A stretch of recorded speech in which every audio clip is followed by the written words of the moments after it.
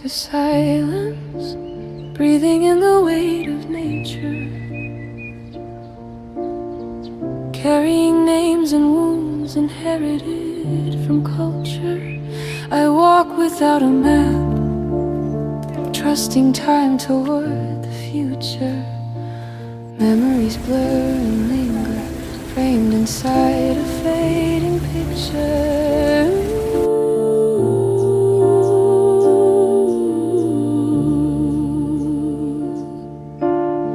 Every step feels uncertain, it calls me to adventure, searching for meaning within invisible structure.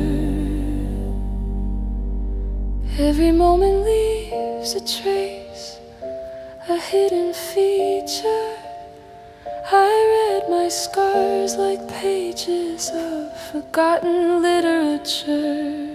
I learn I'm fragile, learning still, a wandering creature. And healing comes